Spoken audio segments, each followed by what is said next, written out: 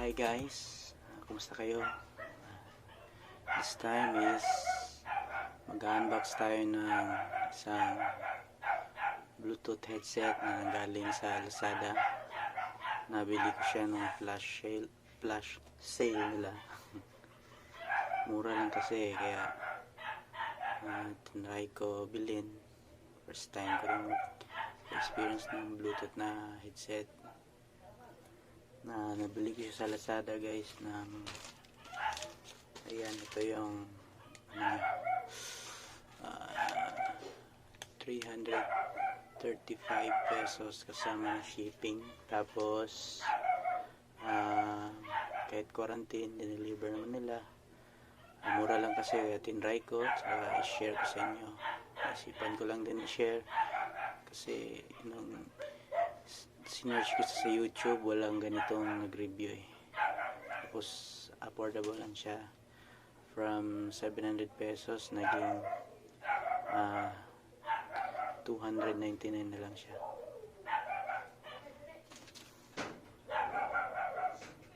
Tapos shipping, siyempre abot siya ng 300. Open na natin. Simple lang naman yung box niya.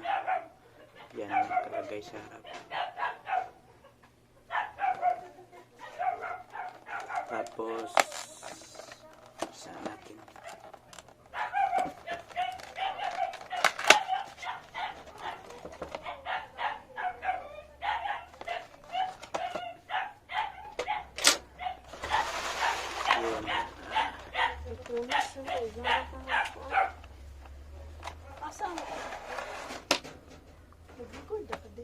Yan po yung headset. May kasama siyang micro USB cable, tsaka free earbuds, apat na piraso para kabilaan. Ang ganda dito guys kasi Bluetooth 5 version 5 na yung Bluetooth niya, which is more yun sa mga bagong smartphone niya yun.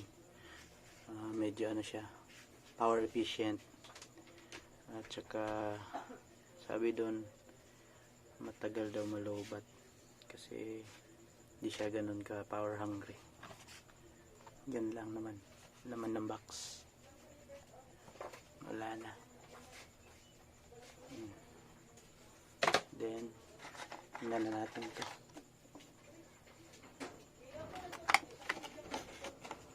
Yun yung headset. Meron siyang tatlong physical buttons, which is volume up, tsaka play button, which is I think yun yung power button niya. Long press lang natin. Tapos may microphone, tsaka yung volume down na button. Sa kabila ito yung niya, dito yung battery niya. Pang kasi ito na headset, pwede rin siya, mas maganda to pag nag-workout ka. Kunin natin.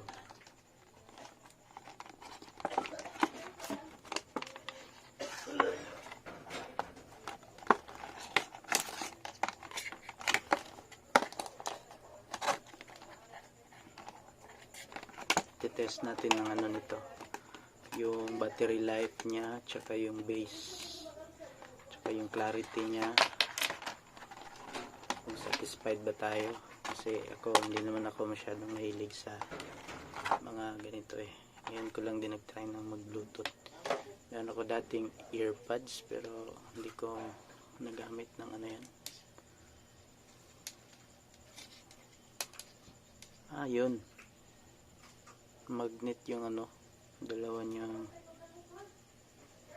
earbuds. Magnet siya. Ayan, dumidikit siya. Tapos may butas ulit dito.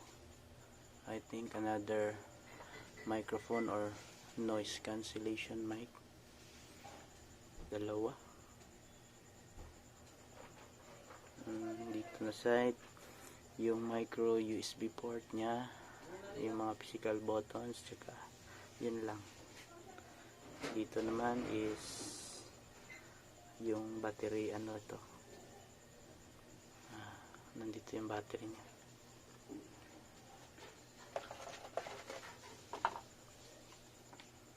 Tsaka yun, titest na muna natin yung ano nya. Nag-search ako ng video sa YouTube yung pang testing ng headset, yung sa bass, tapos share ko sa inyo yung experience ko dun.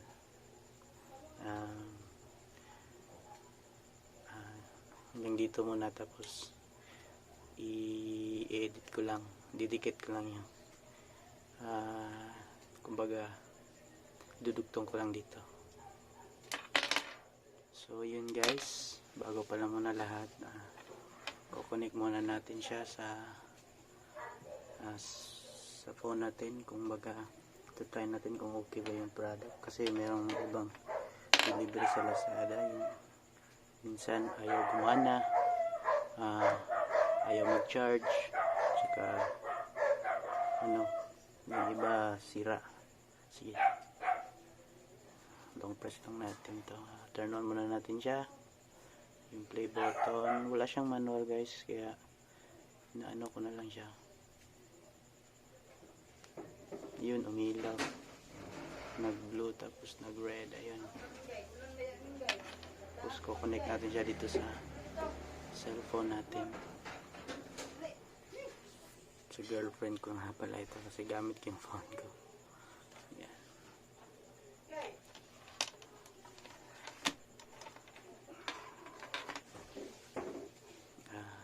Tatay settings.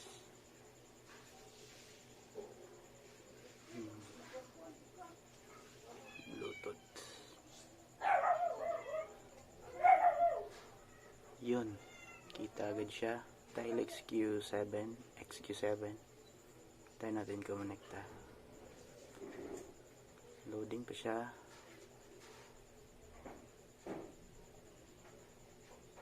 Yun, connected na tayo.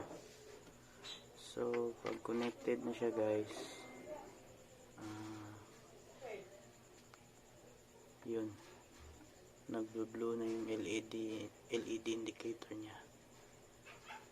Kanina red siya eh, nag-red tsaka blue. Ngayon is ano na siya,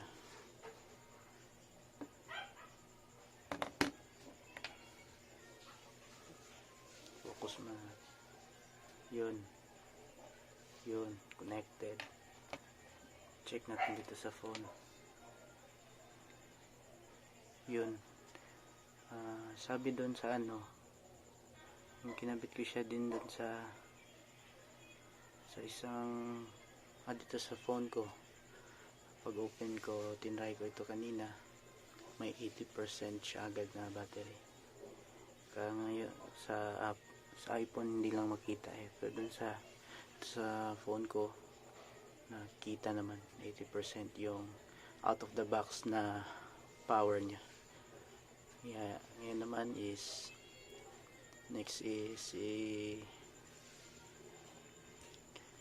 i-test natin yung ano niya, yung sound quality. Merong ano dito sa YouTube eh, yung mga tinitest sa YouTube. Suotin ko lang siya, share ko lang ito sa inyo kasi baguhan lang tayo eh. Medyo nangangapa pa rin, tsaka hindi naman din ito, parang ano lang din to, sinishare ko lang sa inyo. Ayan, suot ko na yung ano guys, yung Bluetooth headset. Type ko lang dito, bass test headphones. Yun,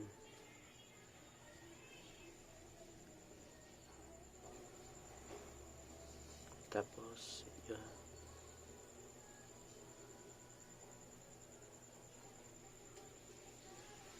ito na.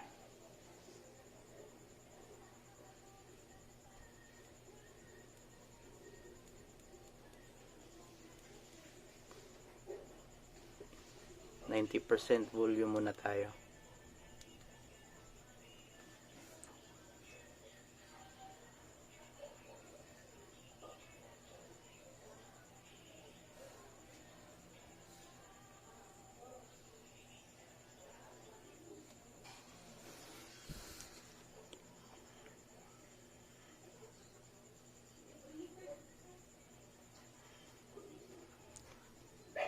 Malakas naman siya. Malakas yung bass.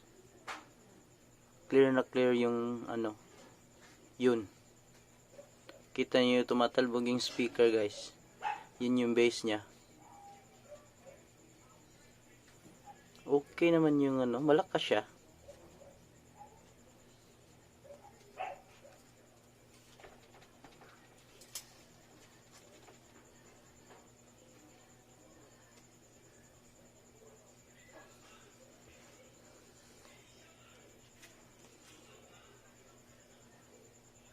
Try natin i-full yung volume. Yun. Ayun, tinest natin sa 90%. Tsaka pati na rin 100%. Okay naman yung bass niya. Masasabi ko okay siya kaysa sa yung ibang na-try ko na yung wired phones, yung headphones talaga na may headphone jack. Medyo meron kasi akong headphone na ginagamit, basag siya. Ito is okay yung bass niya para sa akin kasi dinidalilin po talaga, tapos clear yung sa akin yung sound niya, pati yung treble. Sunod naman i-try is yung battery life niya, endurance.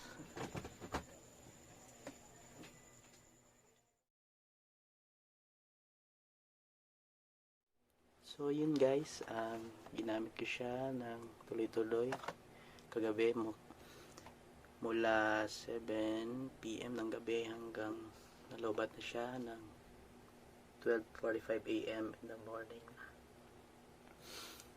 So yun, final verdict sa TYLEX X-Q7. Maganda yung tunog niya for the price, tsaka mura. Recommended pa rin, tsaka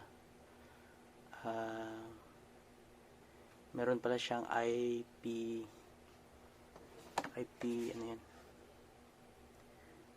meron siyang sweat resistant. Okay na okay siya para mag workout. So yun, okay siya for the price, highly recommended pa rin. Try nyo, mura lang siya sa Lazada. Kaya salamat sa panonood. Kung nagustuhan nyo yung video na to, paki-like po sa baba or mag-comment kayo. And thanks for watching again. Hanggang dito na lamang tayo. Thank you and peace out.